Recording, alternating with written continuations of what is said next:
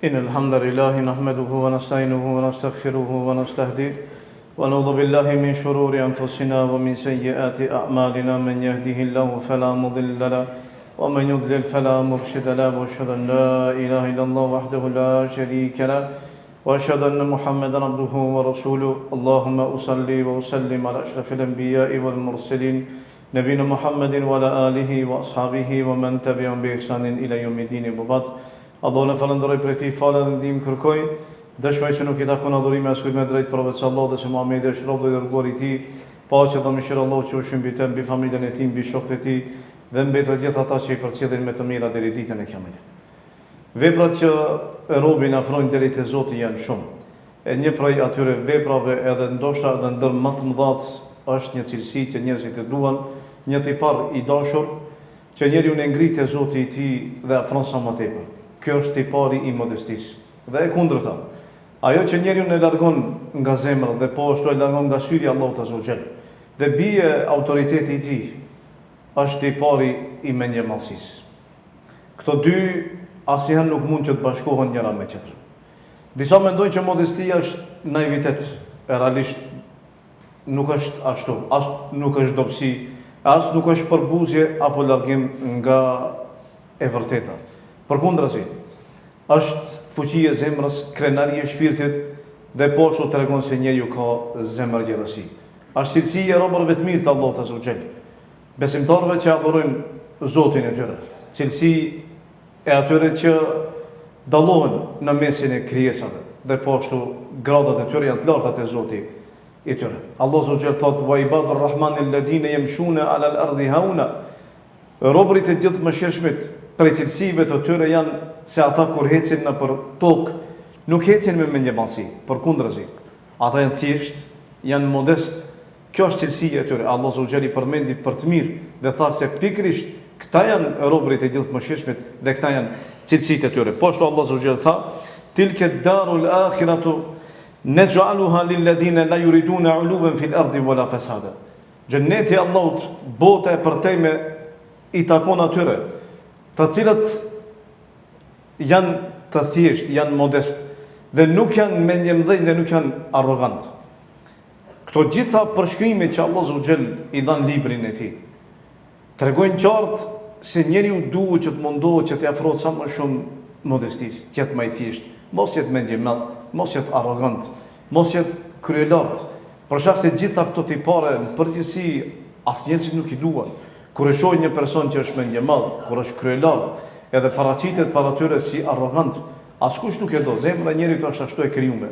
E do atë që sillet mirë me të dhe e urren atë person i cili nuk sillet mirë me të. Pejgamberi sallallahu alaihi wasallam tha: "Nuk ka njeri i cili bëhet modest për Allahun, vetë Allahu subhanahu wa taala e ngrit atë. Ai i cili dëshiron e realisht ngritje e reale tek Zoti i tij në grada, në peshë, në vlerë, le ta kërkojë në fushën e modestisë, mos ta kërkojë në fushën e mendjemallësisë." Meditoni veç pak një person i cili është mendjemall. Keni pa personi i cili është kryelart, i cili është mendjemall. E keni pa se zakonisht ai është i preokupuar me veten e tij. Ai mendon do thotë që gjithë njerëzit e duan atë. Edhe mendon që ky person është më i dalluari, më i veçuar dhe më meritori për gjitha çështjet që ndodhin në rreth ose në shoqëri ose në mesin do thotë ku jeton. Ky person në përgjithësi zemrën e ka të mbushur me dashurinë për vete. Vetpëlqim po, mendjemall po, qerti për buzin në shmon për shkak se duket sipas atij në veten e tij duket që është më i larti. Kurse çdo njeri poshtë tij është më i dobti, është më i shëmtuari, është më i keq dhe më i përbuzuri.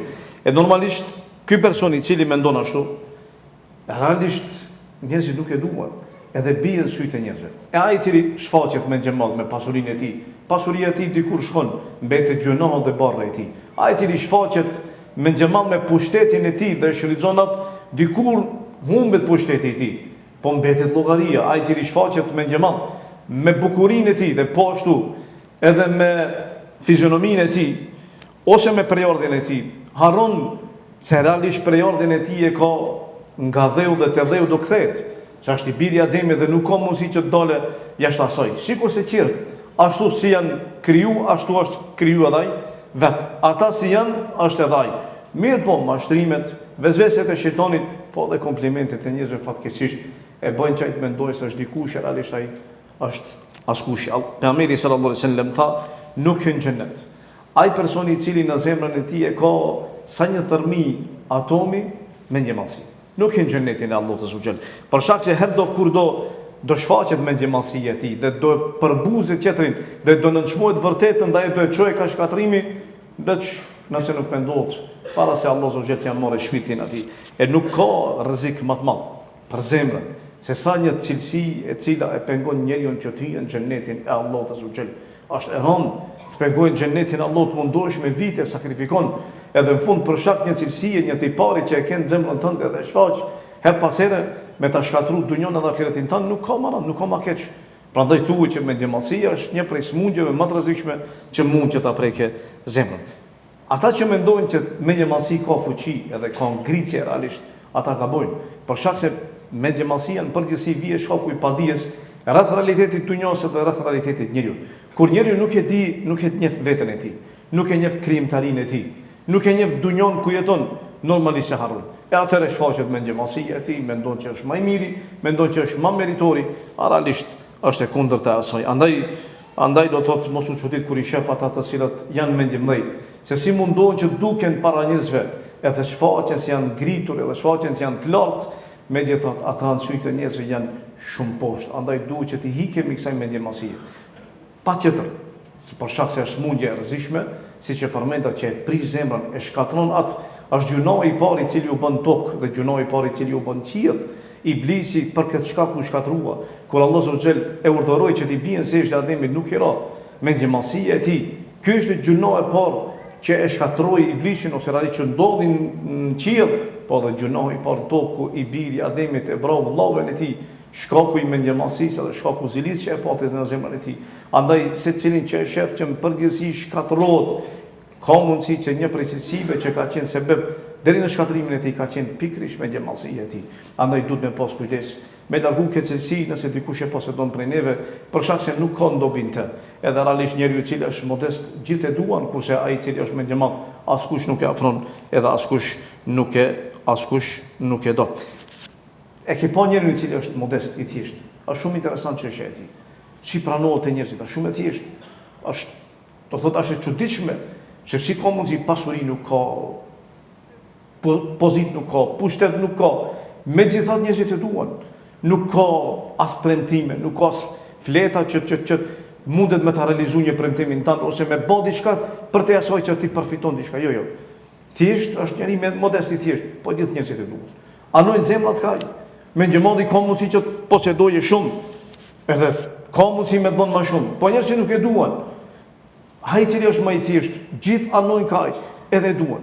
Kjo për shkak se Allah subhanahu kur e do një rob, jep urdhër banorëve të qiellit që ta duan atë. E kur banorët e qiellit e duan atë person, atëherë rishohet pranimi edhe në tokë për atë. E nuk ka njeri i cili dëgjon për të. Nuk ka njeri i cili e takon atë person, vetëm se ky person duhet. Edhe njerëzit duan që ta kenë afër. E duan pranimin e tij, edhe e duan qëndrimin me të, e duan që të rrinë bashkëpunojnë me të, të trajtojnë çështjet me të. Kurse ai i cili është mendjemall askush nuk e do. Secili mundohet që të largohet prej tij, edhe pse ai mundohet që ta shfrytëzojë autoritetin e tij ose mundohet të realisht që të krijojë autoritet me atë arrogancën e tij, po megjithatë njerëzit nuk e duan edhe dëshirojnë që mos të jetë prezant në mesin e tyre ose fare do mos ekzistojë në rrethin e tyre. Elush Allah që mos na bën për ty, dhe elush Allah që na bëjë për atyre të cilët janë modest, janë thjesht, dhe elush Allah që të largojmë një masinë nga zemrën e tona. Wa qulu qawli hadha wa astaghfirullaha li wa lakum. Walhamdulillahi rabbil alamin.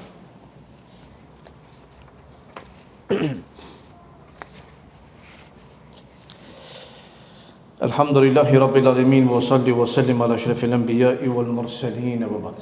Modestia nuk është thjesht vetëm se në fjalë. Ne shpeshherë kemi modestin në fjalët tona, por realisht duhet të shfaqet dhe me reflektuar në gjymtyrët tona. Andaj dëgjimi i mirë, të folurit e mirë, respektimi i tjetrit, në veçanti do thotë atij që është më i vjetër, të moshiruarit e të voglit, e shumë cilësi janë do thotë prej modestisë. Prej modestisë është njëri ma ditë vlerën vetës atij, me ditë kimetin. Mos i mohu mirësitë dhuntit e Allahut azza wa jall. Prej modestisë është njeriu që tjetë bamirës ndaj tjerëve, e mos simulojë. Prej bamirësisë është njeriu që në vazhdimsi ta kërkojë rahmetin e Allahut azza wa jall. E shef një njeri i cili në vazhdimsi kërkon mëshirë. Kërkon mëshirë prej Zotit të tij. E shef që është i devotshëm, i kapur për fen, fetar. Mundohet që sa më shumë ta shtojë dijen e tij, ta shtojë devotshmërinë e tij. Ati intereson çështja e ahiretit të tij, intereson zemra e tij, nuk i intereson çështja e mendjemallësive, çështja e kryelartësive, po megjithatë është rrezik. Përfundimet janë ato që njeriu zakonisht duhet me i ndjek. Përfundimi i atij që është i modest dhe përfundimi i atij që është mendjemadh. Është dallim shumë i madh mes tyre. Po e marr si shembull vdekjen e tyre. Kur dikush vdes i cili është modest, normalisht e keni pa që njerëzit e përmendin për të mirë. Edhe prezantojnë në xhenozën e tij dhe prezantojnë në varrimin e tij dhe e përmendin në vazhdimsi për të mirë. Krahasim personi i cili është mendjemadh dhe ky person që është shfaq arrogant në jetën e tij, pse njerëzit ndoshta i kanë dhënë komplimente, ndoshta në prezencën e tij e kanë lavdruar. Mirë, por realisht ata me zemrat e tyre nuk e kanë dashur. Me vdekjen e tij ata thonë elhamdulillah shlirum. Edhe u largu një person i cili ka qenë mendjemadh dhe nuk thjesht zemrat nuk e kanë dashur atë njeri. Edhe dashuria e tyre e cila ka qenë realisht ka qenë dashuri do thotë interesi, jo dashuri për Allahun azza wa jall. Kjo është dallim shumë i madh dhe përfundim do thotë shumë që i dallon çështjet. Andaj varet prej me dhe prej te se cilën rrugë ne do ta zgjedhim me lenin Allahut azza wa jall. Nuk është i madh secili që madhështohet. Te njerëzit ka njerëzit që duken të mëdhenj dhe ata e madhështojnë, e rrisin, por realisht jo secili që rritet është i madh dhe jo secili që i duar trokitet është me vlerë. Që te ne kur duar trokitet dikush mendohet që ka vlerë, por realisht nuk është ashtu, sepse vlerat i cakton dikush tjetër. Normalisht është një shtresë shoqëri që çdo herë e shef që është i lartë, por nuk rritet me dijen e tyre. E as nuk kanë hes përpara me veprat e tyre. As nuk kanë qenë shërbimin e popullit të tyre. As nuk kanë qenë shërbimin e njerëzve. Po ata njerëzve kanë shfryzuar një hile të madhe, një hile që njihet gjatë historisë. Janë munduar që ta imponojnë veten e tyre. Dhe janë munduar ta rrisin veten e tyre në formë artificiale. E këta njerëz i kemi në çdo shoqëri, dhe i kemi edhe mesin tonë. E këta njerëz zakonisht kur rriten në atë formë, rrin me ndëj, vishen si ata, dëshirojnë që duken si ata, jo që janë me vlerë, jo që janë të ndëj, realisht ata janë vergjë, po ata dëshirojnë që duken si ata, dhe dëshirojnë që në sytë e njerëzve që tjenë më të mëdhenj. Këta persona zakonisht i imponojnë shoqërisë. E këta persona që imponojnë shoqërisë këtë formë, ata janë prezent, po fatkeqësia më e madhe është se njerëzit mahniten me ata. Ka për njerëzve që kur i shef mahniten me ta. Ndonjëri prej tyre shoku i frikës, ndonjëri prej tyre shoku i dobësisë personalitetit të tij. Ndonjëri prej tyre e shef se ka interes, ama jo që e duan për Allah. Për shkak se ata e dinë se ky person është mendjemadh, është kryelart, është arrogant, edhe nuk dëshirojnë që të qëndrojnë ose të rrinë bashkëveprojnë me ta. Mirë po, interesi, biznesi, dobësia shpirtërore e personit që qëndron me ta, mundohet do të thotë që çdo herë tjetë shërbimin e di. Fatkeqësisht, ana kemi njerëz të tillë plot sa dush. Ai e di që ky nuk ka vlerë, edhe nuk ka peshë. Por realisht dëshiron që çdo herë do të thotë ta forcojë autoritetin e tij te ai person. Këta persona nuk e kanë rrit vetë, po i ka rrit shoqëria. Shoqëria është problem. Por shkak se shoqëria u jep hapësirë, shoqëria u jep komplimente, shoqëria i lavdron, shoqëria u arrit nomin pa qenë ashtu. Këta persona i kanë rritën shkaku i interesit do kujt. Te e ke pa nëse dikush dëshiron që të arrisë famën tënde, sot është edhe më e thjeshtë, mediat. Për një ditë të ngrihen, bëjnë të larë, për një ditë të rrezojnë për tokë. Nëse duan, normalisht kjo me lenin Allahut azza wa jall. E andaj duhet me pas kujdes. Për shkak se njerëzit e tillë realisht për shoqërinë realisht janë të rrezikshëm. Shoqëritë e mëhershme që kanë qenë shoqëri civilizuar, të ecura përpara, nëse ne duam që të ecim pak përpara, nuk i kanë dhënë përparësi atij që është vesh bukur, as atij që ka pas fizionomi pamje të bukur. Po ata e kanë vlerësuar diturinë, e kanë vlerësuar përpjekjen, mundin, sakrificën edhe shpikjen që i ka bërë ky njeri. Në këto raste personi është ngrit edhe është rrit. Te ne e shef që personat që rriten zakonisht Nuk janë personat e tillë. Janë persona të cilët nuk kanë asnjë lloj vlere, asnjë lloj ndikimi, asnjë lloj të mire, as nuk janë shërbimin e njerëzve, asnjëherë kurrë. Përkundrazi, ata vetëm se shkatrojnë, vetëm se prishin, edhe janë shkak për degenerimin edhe shrutjen e qerve. Megjithatë njerëzit i rrisin. E çuditesh pse? Andaj mos u çudit sepse numri me një mendje shtohet sot. Po çuditu se si ka mundësi një shoqëri tu jope hapësirë atyre, të krijojë ambient për ta. Dhe i shef që njerëzit u shkojnë pas atyre, dhe i shef që qëndrojnë para atyre sikurse me qenë ushtar, sikurse ushtari që qëndron përpara atij i cili është pushtetar. Pse se dikur ai poshtrimi i tij që e bën, dikush ndërrohet në pushtet. Kur njeriu mundohet që t'i afrohet sa më tepër, atëherë dihet që më nuk ka tepër e qet.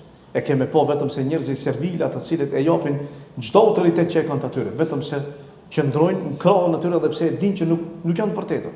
E dinë që ta janë mendje, e dinë që janë kryelar e pasvdekjes së tyre. Disa mund që të lavdërojnë, po shpeshherë dëgjojmë, nuk ka qenë burr i mirë. Nuk ka qenë njeri i mirë. Fillojnë për me përmend këqijat, po derisa ka qenë i gjallë, nuk kanë pas guxim për me shku dhe për me fol përpara tij. Asnjëherë. Pse se tash interesi, dobësia e karakterit, frika kanë ndiku gjitha këto do thotë që realisht ata ta poshtrojnë veten, ta përbuzin e mos shkojnë ta morin ta këshillojnë atë tjetrin që çështja jote ose vepra jote që e bën është vepra do thotë normalisht që bien ndesh me cilësitë dhe me virtytet e një besimtari. E vlera e vërtet nuk është mendjemallsi, po vlera e vërtet është në të qenit në shërbimin e njerëzve dhe po ashtu nuk është në mashtrimin e tyre, e as në krenimin ose në krenarin që e shfort njeri përpara tyre, por është diku tjetër, është në adhurimin Allahut Azza wa Jall, është në të qenit trup i devotshëm i Zotit dhe po ashtu në të qenit e shërbimit e njerëzve. Andaj kush mundohet që të jetë i tillë, Allahu Azza wa Jall do e ngrisë. Nëse dëshiron famë, dëshiron nam, dije që vetëm se nëpërmjet modestisë Allahu Azza wa Jall do të ngritë. Dije se nëse ti mendon që autoritetin tënd e krijon nëpërmjet mendjemallësisë, nëpërmjet fodullokut edhe nëpërmjet arrogancës, dije se do të shtosh. Për shkak se nuk ka njeri që është njohur në histori, i cili ka qenë mendjemadh dhe i ka posedu këto cilësi, vetëm se Allahu Azza wa Jall e ka poshtruar në dunjë para se ta poshtrojë në ahiret. E andaj qemi sa më thjesht, qemi sa më modest me qëllim që t'i afrohemi Zotit ton, na duan zemrat e njerëzve, t'i afrohemi atyre dhe të mundohemi që ta lëmë një gjurmë në dunjë që pas vdekjes son njerëzit ta përmendin edhe ajo të hece derisa të vijë dita e kiametit kur do dalim para Allahut e do japim llogari. Lutë Allahu Azza wa Jall që Allahu Azza wa Jall na mëshiron dhe lutë Allahun që nga gjunata na pastron, e lutë Allahun që nga mendjemallësia Allahu Azza wa Jall zemrat e tona të i pastron dhe lutë Allahun që në ato zemra Allahu Azza wa Jall të fusë modesti, thjeshtësi dhe dashuri për Zotin ton. Wa qulu qawli hadha wa astaghfirullaha li wa lakum walhamdulillahi rabbil alamin wa aqimus salat.